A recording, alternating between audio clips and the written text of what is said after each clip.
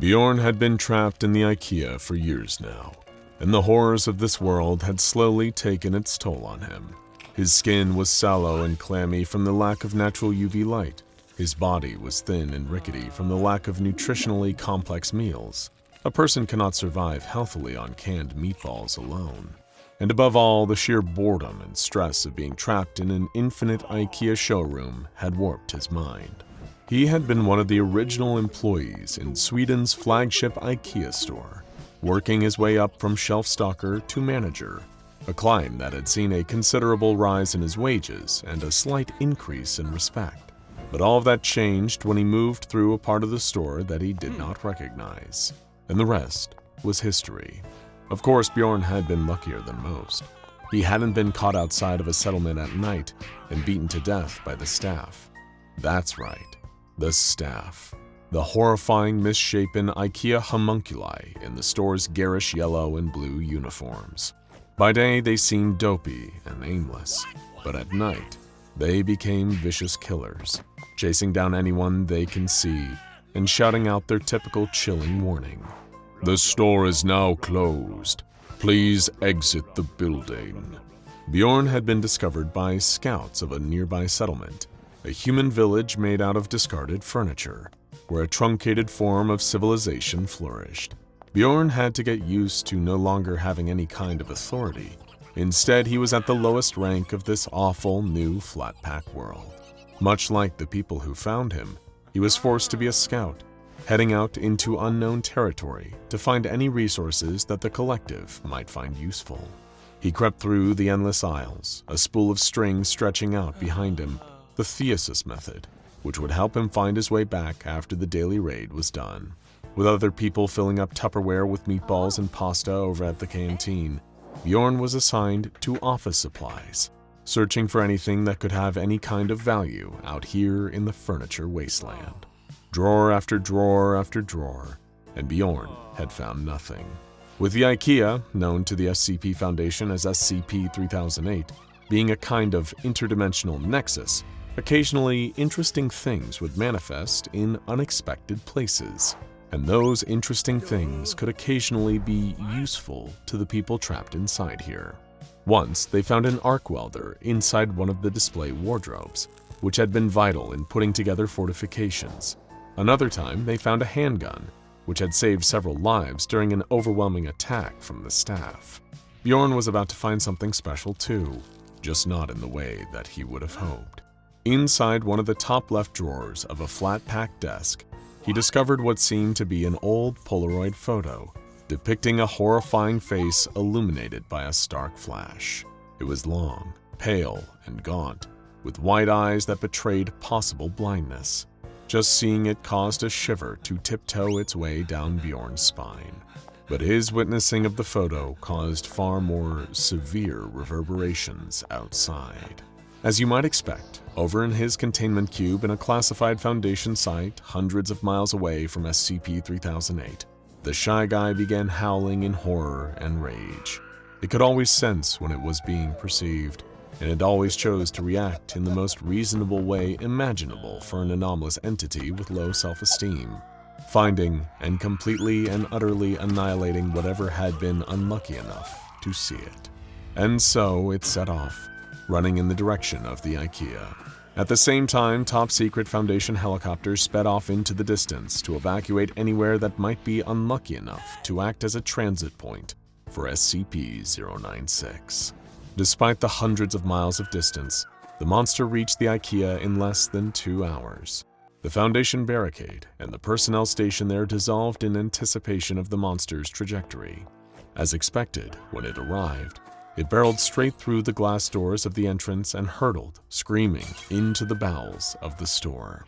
In the 2 hours since Bjorn had discovered the photo, he continued his fetch quest, having no idea of the consequences that lay beyond the aisles.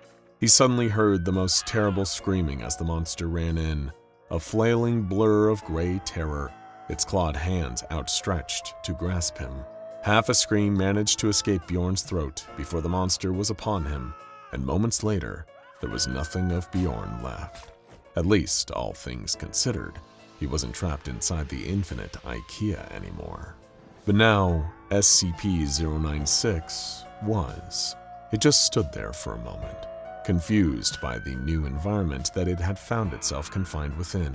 It wasn't used to being bordered on all sides by this eerily fake furniture, with no Foundation goons to poke and prod it, or try to slide a black bag over its terrible face. And naturally, in its confusion, the monster decided to just stand there and cry, its most depressingly common way to pass the time.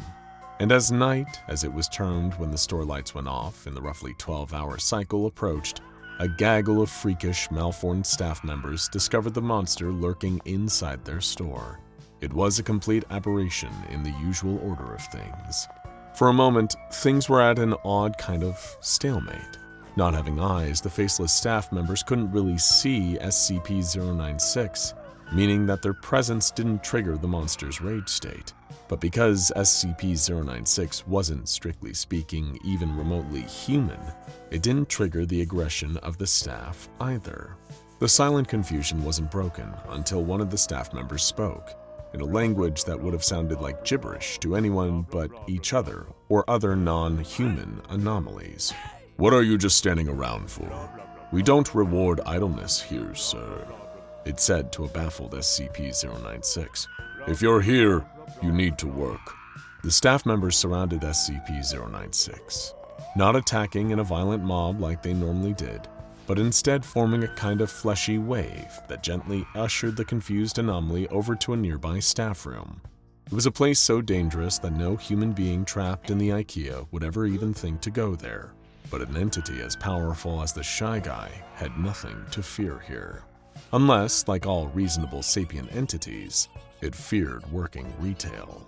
The faceless Ikea flesh golems appropriated a yellow shirt and blue pants of appropriate sizes out of the lockers. Staff members didn't have standardized dimensions. Some had roughly human proportions. Others were freakishly tall or freakishly short.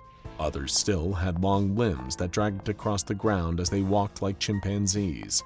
Others had short, stubby limbs, or no limbs at all, forcing them to crawl around on their torsos like inchworms. We bring all this up because thanks to the inherent unpredictable strangeness of the staff, they had uniforms in stock to fit all shapes and sizes. They managed to find pieces that looked downright tailor-made to the Shy Guy's monstrous physique. As soon as he was dressed up, they turned on a projector to show the confused beast an employee training video, depicting some of the standard duties of an Ikea entry-level staff member.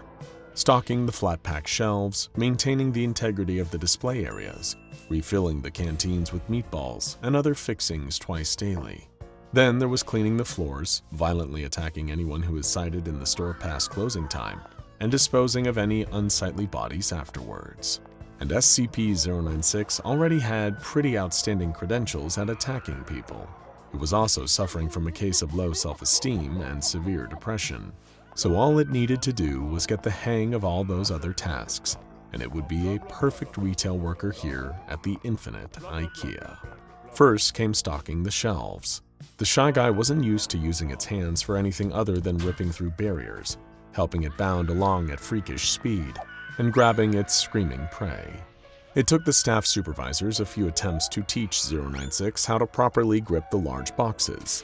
However, once the proper grabbing etiquette had been taught, the Shy Guy actually proved to be an absolute natural at the craft of shelf stocking.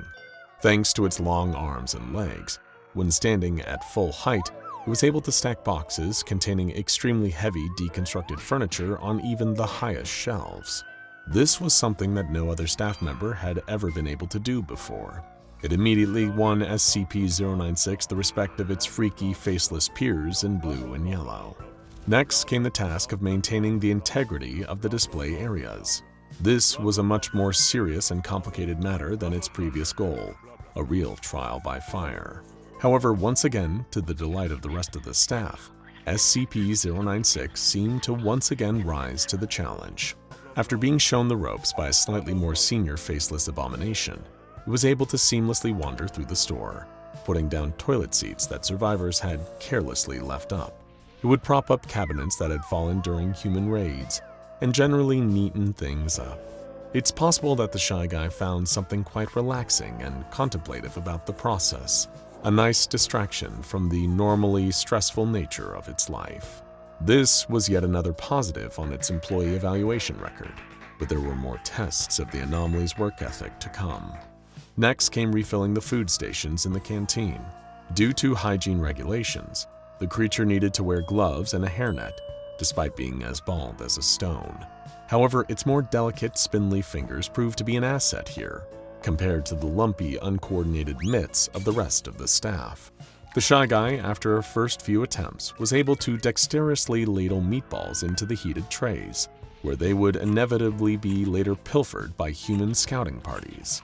However, during the day, the staff believed these humans were valued customers who had as much a right to be here and enjoy the meatballs as anyone else. It was only after the store closed that they became filthy intruders who needed to be hunted down and destroyed at all costs. We'll get to that in a minute, don't you worry.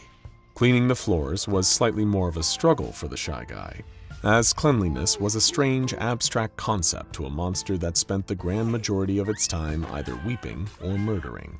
But when the staff had the bright idea of simply tying several brooms and mops to the creature's body as it loped around the store in a kind of aimless patrolling pattern, they found that it did the job well without even knowing what it was doing.